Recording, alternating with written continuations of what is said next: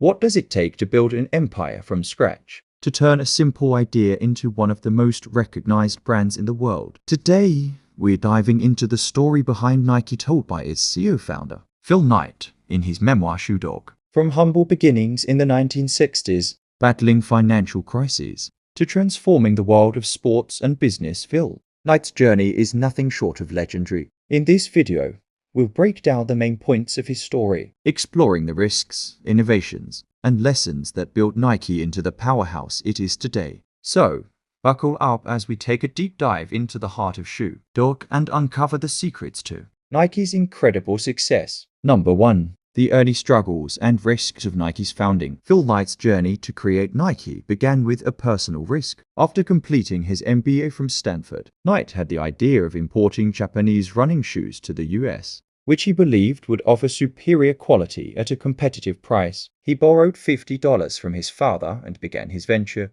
called Blue Ribbon Sports, which would later become Nike. Example: Knight took a major leap of faith by traveling to Japan in 1963 to meet the executives at Onitsuka Tiger, the company that would later become ASIC's. Despite knowing little about importing or running a business, Knight used his charm and persistence to convince them to let him be their US distributor. This risk ultimately led to the establishment of a long and successful partnership. However, as the business grew, tension arose when Onitsuka wanted to control more of the American market, leading to Knight's decision to create his own brand, Nike. Number 2. The importance of teamwork and leadership. Knight emphasizes the value of building a dedicated and passionate team. He credits much of Nike's success to the people who helped him along the way, including his key collaborators, such as Bill Bowerman, his former coach, Jeff Johnson, and many others who played pivotal roles in the company's development.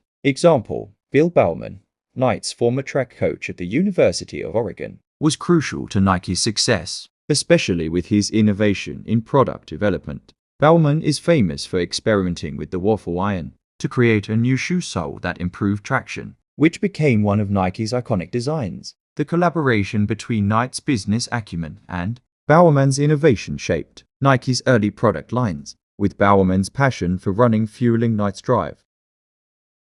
Number 3. The evolution of Nike's brand and identity. Nike's branding was a major factor in its eventual success. The brand, originally focused on performance and innovation, grew to symbolize something larger: determination, passion, and overcoming adversity. The swoosh logo and the slogan, "Just Do It," became synonymous with athletic excellence and personal empowerment. Example: Nike's logo, the swoosh, was created by a graphic designer, Carolyn Davidson, for only $35 in 1971. Knight was initially unsure of the design, but grew to love it for its simplicity and movement. Over time, the swoosh became one of the most recognizable logos in the world. Similarly, the "Just Do It" slogan, introduced in 1988, was inspired by the last words of a convicted murderer, Gary Gilmore, who said, "Let's do it," before he was executed. This slogan was bold and captured the essence of Nike's mission to push the limits of what was possible.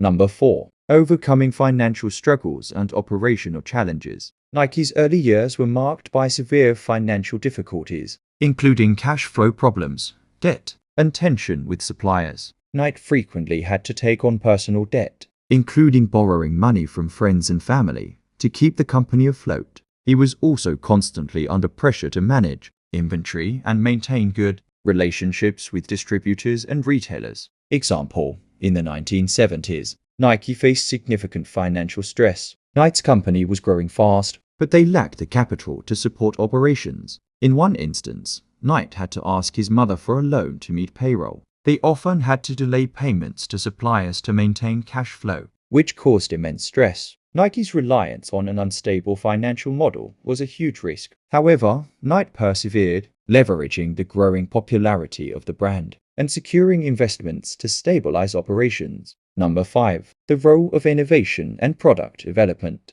Nike's commitment to innovation was central to its success. The company continually focused on creating better performance shoes and exploring new technologies to improve the athlete's experience. Innovation wasn't just about product design, but about rethinking business models and marketing strategies. Example: The development of Nike Air technology, introduced in the late 1970s, was one of the company's most significant breakthroughs. The air cushioning technology, which used pressurized air to improve comfort and performance, revolutionized the athletic shoe industry. This innovation helped differentiate Nike from competitors and position the brand as a leader in sports technology.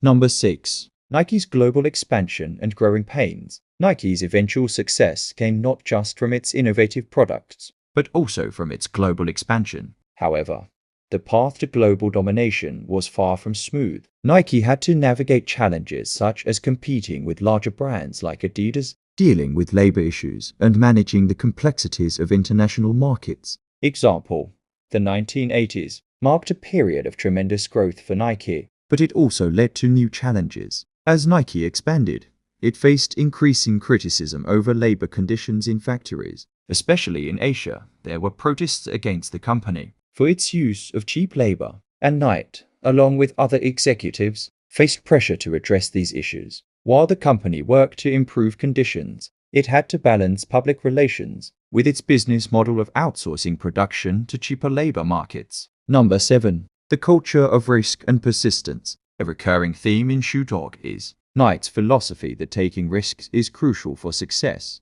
He was not deterred by failure and often believed that embracing risks would ultimately lead to greater rewards. His willingness to make bold decisions, even when others doubted him, was a key driver of Nike's growth. Example: one of the most significant risks Knight took was going public with Nike in 1980. At the time, the company was still growing and had yet to become the global giant it is today. The IPO was a huge financial risk, but it provided the capital Nike needed to continue expanding and developing new products. Knight knew that the move was necessary, even though it came with uncertainties about the company's future. Number 8. The impact of personal growth and reflections. As Knight reflects on his journey, he also touches on his personal evolution. He admits that while he was driven by ambition and the need to prove himself, he did not always prioritize relationships, especially with family and friends. Over time, Knight learned to value personal connections and the importance of maintaining